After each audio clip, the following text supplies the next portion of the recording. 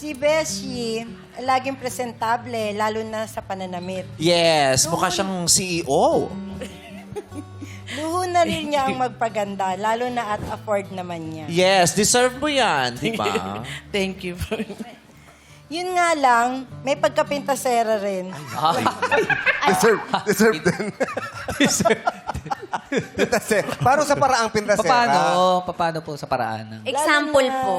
Lalo na sa mga baduy manamit, minsan sa mga nakakasalubong sa daan o nakikita sa events. Naku, aminin natin, lahat tayo guilty dyan. Mayroon tayong sinasabi sa mga hindi natin kakilala. Di ba? Lalo na pagtaliwas sa standards natin ng pananamit, sa taliwas sa kung anong komportable tayo, di ba? May judgment. Kagisnan, kung ano yung normal Correct. sa'yo. May judgment naman talaga tayo sa ibang tao. Huwag na tayo magmalinis. Kunyari, pag may makikita ka sa restaurant, syempre, komportable tayo at sanay tayo nagkukutsara. Di ba, pag may nagkamay, meron kang judgment, kahit sa utak mo lang, parang, baboy naman ito, nagkamay talaga siya sa restaurant.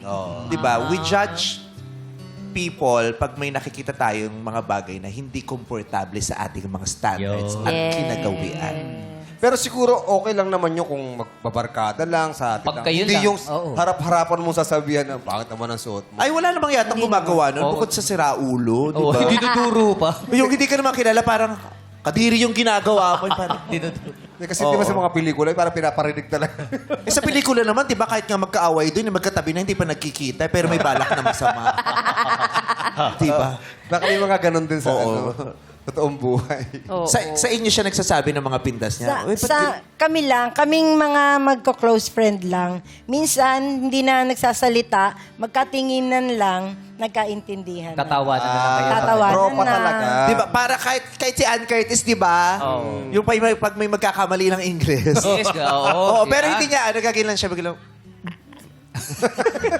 yung ganon. Hindi natin sinasabing tama yun, ha? Pero ang sinasabi natin, it really happens. Yung kasi. Di ba? Yung parang kaya hindi, ang hirap yung magturo at magmalinis. Kasi talaga, wala tayong sinasabi sa kapwa. Sa sarili at sa mga kaibigan natin. Ikaw din naman. Oh, di ba? Sana sinabi mo yon. Yun nga lang, kami-kaming mga kaibigan.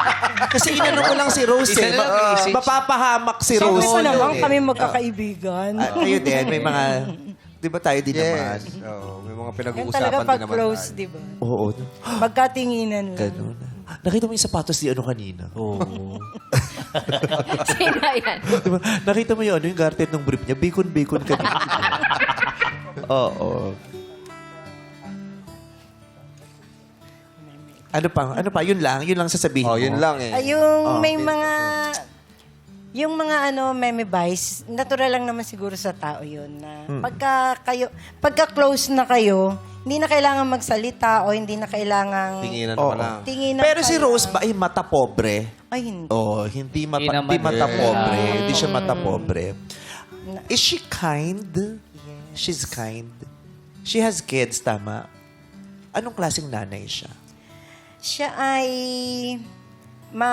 bukod sa mabait na nanay at mapagserbisyo sa mga anak, ano siya, yung maasikaso, maaruga, kung ano yung pangangailangan ng mga anak niya, hanggang sa apo, sinisikap niyang maibigay. Mapagmahal siyang tao. Naramdaman mo yun bilang kaibigan. Oo, Vice. Kasi hindi naman kami talaga magkaano-ano, magkalayo naman yung bahay namin. Pero kahit na simpleng hi, hello lang, yung may communication na sa At simpleng ikaw hi, yung hello. kaya mong mag-vouch sa buong mundo na sabihin, si Rose, kakilala ko yan, mabuting tao yan. Yes, Vice. Mabuting tao yan.